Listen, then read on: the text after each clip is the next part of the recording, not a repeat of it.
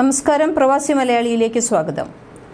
Saudi അറേബ്യയിൽ ഒരു വൻ തീപിടുത്തം നടന്നു. സൗദി അറേബ്യൻ തലസ്ഥാനമായ റിയാദിലെ ഖാലിദയിലാണ് പെട്രോൾ പമ്പിലാണ് തീപിടുത്തമുണ്ടായത്. പെട്രോൾ പമ്പിൽ തന്നെ താമസ സ്ഥലത്താണ് തീപിടുത്തമുണ്ടായതെന്ന് പറയുന്നു. തീപിടുത്തത്തിൽ 6 പ്രവാസികളാണ് മരിച്ചത്. മരണപ്പെട്ടവരിൽ 4 പേരും മലയാളികളാണെന്നാണ് ഇപ്പോൾ കിട്ടിയ വിവരം.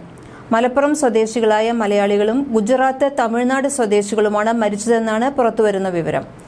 മരിച്ചവരിൽ 2 മലയാളികളെ തിരിച്ചറിഞ്ഞിട്ടുണ്ട്. മലപ്പുറം മേൽമുറി സ്വദേശി ഇർഫാൻ, വളാഞ്ചേരി സ്വദേശി ഹക്കീം എന്നിവരെയാണ് തിരിച്ചറിഞ്ഞത്.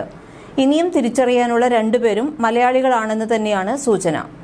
വെള്ളിയാഴ്ച പുലർച്ചെ 1:30-ക്കാണ് അഗ്നിബാധയുണ്ടായത്. ഖാലിദിയയിലെ പെട്രോൾ പമ്പിൽ പുതിയതായി ജോലിക്കെത്തിയവരാണ് തീപിടുത്തത്തിൽ മരിച്ചത്.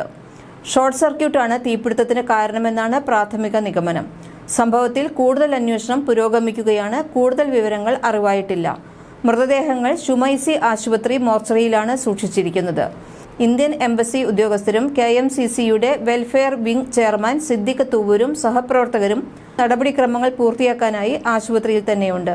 കൂടുതൽ വാർത്തകൾക്കായി പ്രവാസി മലയാളി സബ്സ്ക്രൈബ് ചെയ്യൂ.